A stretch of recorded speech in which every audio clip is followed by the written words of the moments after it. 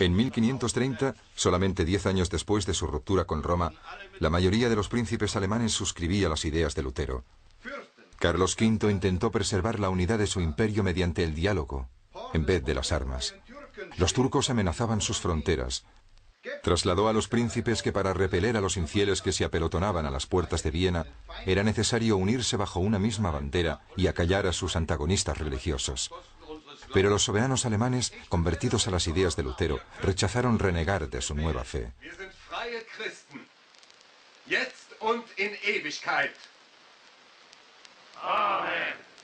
Carlos V les combatirá y les vencerá. En vano. ¿Podría acaso dirigir sus conciencias?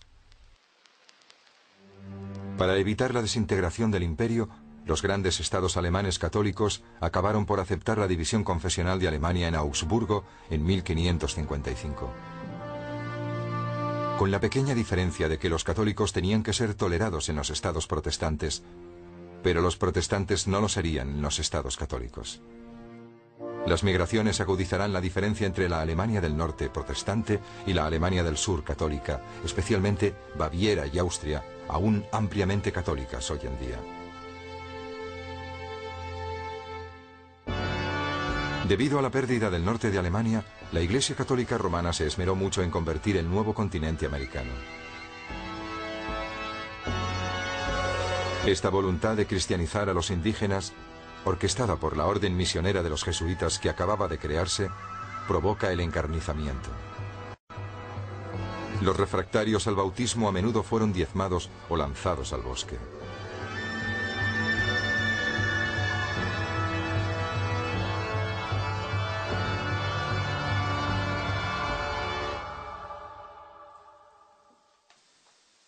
En otros términos, no se puede ser un buen cristiano si no se sabe leer ni escribir. De hecho, la Reforma luterana contribuyó a favorecer un prodigioso desarrollo de la educación en toda Europa, tanto protestante como católica. Como la jerarquía católica toma conciencia de la insuficiencia notoria de la instrucción religiosa, el Vaticano convocará un concilio que pasará a ser uno de los más importantes de la historia, el Concilio de Trento. Este concilio de la Contrarreforma creará los seminarios. A partir de ese momento, ningún sacerdote será ordenado si antes no se ha formado en un seminario donde estudiará teología. El catequismo será obligatorio en las escuelas e indispensable en todas las parroquias. Su doctrina puso fin a la Edad Media y se extendió sobre la mitad norte de Europa, desde los países bálticos hasta Escocia, desde Escandinavia hasta Suiza. Su filiación será numerosa y variada, a menudo más radical, especialmente en Ginebra, donde el franco-suizo Calvino instituirá una iglesia reformada organizada, democrática y, a diferencia de la de Lutero, independiente del Estado, que servirá de modelo. En Inglaterra, la rebelión contra Roma fue dirigida no por un hombre o por el pueblo, sino por el propio soberano Enrique VIII, porque el Papa no le autorizaba a divorciarse. La Contrarreforma llevará a las guerras de religión. Estas serán atroces por toda Europa, en particular en Francia, contra los protestantes hugonotes a partir de la noche de San Bartolomé, y en Alemania durante la Guerra de los 30 años.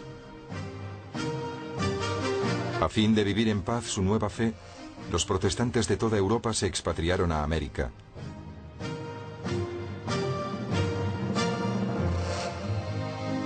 Mientras que la América del Sur española y portuguesa se quedará en el seno conservador de la Iglesia romana, América del Norte se convertirá en el refugio de las sectas protestantes perseguidas. La nueva tierra prometida de un pueblo de emigrantes, cuyo éxito iba a convencerles de que es, para retomar un término típicamente protestante, un pueblo predestinado. Un pueblo elegido por Dios. La Contrarreforma católica. La Contrarreforma fue un movimiento de renovación de la Iglesia católica en el siglo XVI. La rápida difusión del protestantismo en Europa conllevó que la autoridad eclesiástica tuviera la necesidad de frenar la expansión del protestantismo con las persecuciones a los protestantes y reformar la Iglesia tras un siglo de debilidad. Tribunal de la Santa Inquisición. Tribunal eclesiástico establecido para inquirir y castigar los delitos contra la fe católica. Su labor era la persecución de las herejías populares del siglo XII. En 1231, el Papa Gregorio IX la organizó definitivamente, confiando su dirección a los dominicos. Antes de actuar, durante un mes se efectuaban predicaciones para provocar autodenuncias, tras las cuales el arrepentido era perdonado. En caso contrario, se iniciaba el proceso condenando a los no arrepentidos y a los relapos a diversas penas, hasta la máxima de muerte en la hoguera. Lo esencial para los jueces era conseguir la confesión del acusado, lo que condujo a mediados del siglo XIII la utilización de la tortura. Fuera de España, dejó prácticamente de existir en el siglo XV. En España, por el contrario, fue potenciada por los reyes católicos. Se consiguió su definitiva extinción en 1834. La Congregación del Índice. La Congregación del Índice era una institución eclesiástica cuyo objetivo era censurar todos aquellos libros y documentos que pudieran contener ideas o propaganda protestante. Los que trabajaban allí se dedicaban a realizar listas con los libros y documentos con temas profanos, que luego se entregarían a los ciudadanos para prohibirles la lectura de aquellos libros y documentos. Auto de fe. Los autos de fe fueron una manifestación pública de la Inquisición. Si la sentencia de la Inquisición era condenatoria, implicaba que el condenado debía participar en la ceremonia así llamada, que solemnizaba su retorno al seno de la Iglesia en la mayor parte de los casos, o su castigo como hereje penitente. Los autos de fe podían ser privados, auto particular o público, auto general. Los autos solían realizarse en un espacio público de grandes dimensiones, frecuentemente en la plaza mayor de la ciudad, y también se realizaban generalmente en días festivos. Los rituales relacionados con el auto empezaban ya la noche anterior, la llamada procesión de la Cruz Verde, y duraban a veces el día entero. Dos de los actos de fe más célebres por su solemnidad fueron celebrados en la Plaza Mayor de Valladolid los días 21 de mayo y 8 de octubre de 1559. Compañía de Jesús. La Compañía de Jesús es una orden de la Iglesia Católica fundada por San Ignacio de Loyola y Simón Rodríguez en 1534 en París y aprobada en 1540 por el Papa Pablo III, con cerca de 19.000 miembros, sacerdotes, estudiantes y hermanos. Era la mayor orden religiosa masculina católica hoy en día. San Ignacio de Loyola, el fundador, quiso que sus miembros estuviesen siempre preparados para ser enviados con la mayor celeridad allí donde fueran requeridos por la misión de la Iglesia.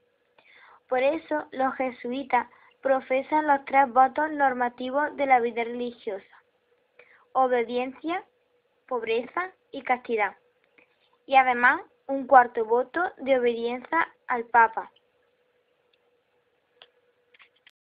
La Orden del Carmelo. La Orden del Carmelo, también llamada Orden de las Carmelitas, es una orden religiosa que surgió alrededor del siglo XII, cuando San Bartolo del Monte Carmelo y un grupo de ermitaños, inspirados en el profeta Elías, se retiraron a vivir al Monte Carmelo. En el año 1562, Santa Teresa de Jesús efectuó una reforma en la orden religiosa y fundó el primer convento de carmelitas descalzas en la ciudad de Ávila.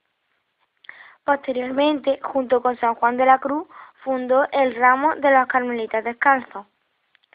A partir del año 1562, Santa Teresa de Jesús y San Juan de la Cruz impulsaron la reforma del Carmelo, fundando los primeros monasterios de carmelitas descalzos. La nueva regla busca retornar la vida centrada en Dios con toda sencillez y pobreza, como la de los primeros ermitas del Monte Carmelo. El Concilio de Trento, 19º Concilio Ecuménico de la Iglesia Católica Apostólica Romana, que tuvo lugar a lo largo de 3 etapas entre 1545 y 1563. Convocado con la intención de responder a la Reforma Protestante, supuso una reorientación general de la Iglesia y definió con precisión sus dogmas esenciales. Los decretos del concilio confirmados por el Papa Pío IV el 26 de enero de 1564 fijaron los modelos de fe y las prácticas de la Iglesia hasta mediados del siglo XX. La sede del concilio. El concilio se reunió en la ciudad de Trento, situada en el norte de Italia, para facilitar la asistencia de los protestantes. No sin tener que superar numerosas dificultades, el concilio fue convocado por el Papa Pío III, con el apoyo y entusiasmo del emperador Carlos V, sumamente interesado en la convocación del mismo. Motivos para la convocación del concilio. Los motivos básicos que motivaron a la convocación del concilio fueron dos. El primero, la necesidad de la reforma en la Iglesia, deseada desde hacía mucho tiempo. El segundo, hacer frente a la gravísima situación que había creado Lutero en la Iglesia. Fases del concilio. El concilio de Trento es el más largo de la historia de la Iglesia de 1545 a 1563 y uno de los más importantes. Se desarrolló en 3 periodos divididos en grandes intervenciones.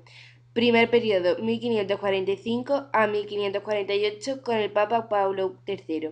Segundo periodo, 1551 a 1552, con el Papa Julio III. Tercer periodo, 1562 a 1563, con el Papa Pío IV. Los decretos de Trento. El concilio afronta la situación de la Iglesia mediante la promulgación de decretos dogmáticos y disciplinares.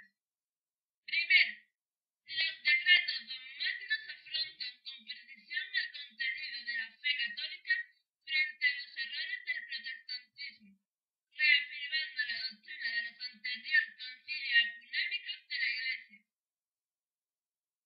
Segundo, los decretos disciplinares se centran en la reforma de la atención pastoral y la disciplina de la Iglesia.